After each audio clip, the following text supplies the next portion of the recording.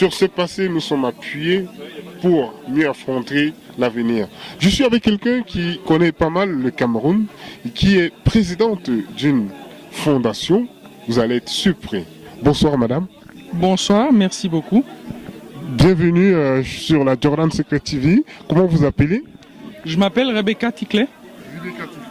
Alors, vous êtes présente au vernissage et je rappelle que vous l'avez déjà acheté, ces livres. Pourquoi l'avez-vous acheté? Je l'ai acheté parce que, d'après ce que je vois, il parle de la guerre d'indépendance, mais vu depuis le terrain.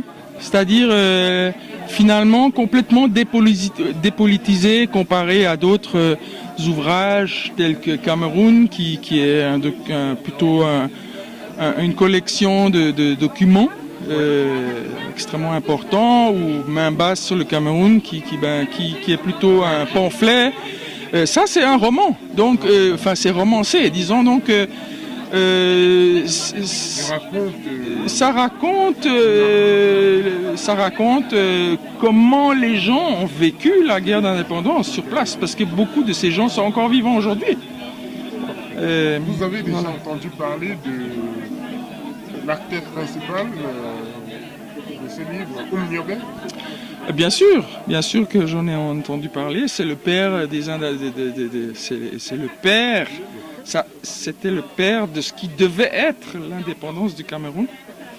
Et il a été fusillé en 1958 dans la forêt de Boumniébel. Et non seulement il a été fusillé, pire, et j'ai lu ça tout récemment, on lui a demandé de se tourner, c'est-à-dire qu'on l'a fusillé dans le dos. Pour pouvoir prouver qu'on l'a tué alors qu'il était en train de fuir. Mais en fait, il a été fusillé par les colons. Voilà. J'étais secrétaire général de la Fondation Moumié pendant 3 ans. Je ne le suis plus actuellement. Voilà. Oumniobé a été exécuté par les Français. C'était 2 ans, ou même pas 2 ans, puisque c'était, je ne me rappelle plus, mais c'était en fin de l'année 58, donc c'était 1 an et des poussières avant l'indépendance du Cameroun. Félix Moumié a repris la présidence de l'UPC à la mort de Niobé, et alors qu'il était de passage à Genève, il a été un peu embobiné, entre guillemets, par un agent des services secrets français avec qui il avait fait connaissance déjà au Ghana, quelques temps avant. Ils se sont retrouvés dans un restaurant à Genève, dans la vieille ville, et le monsieur a versé du poison dans son verre de vin, de Pernod. Et c'est dans la nuit que Félix Moumié a été emmené d'urgence à l'hôpital cantonal, où il est mort d'atroces souffrances. Mais en fait, il ne faut pas oublier que à l'époque d'Aïdjo, rien que de prononcer le mot de maquis ou de maquisard ou de rebelle, les gens avaient peur d'être entendus par les voisins, ce qui fait que, parce que c'était la délation, c'était vraiment la délation et les règlements de compte, donc les gens ne parlaient pas. Donc ça veut dire que même au sein des familles, la transmission s'est faite de manière très difficile et différenciée, suivant où, comment. Il y a des familles où on n'a plus jamais parlé de ça aux enfants. On a voulu radier ça des mémoires, et puis dans d'autres familles, bon, ça s'est transmis. Mais le système éducatif camerounais, qui est calqué sur le système éducatif français, n'inclut pas dans son programme l'enseignement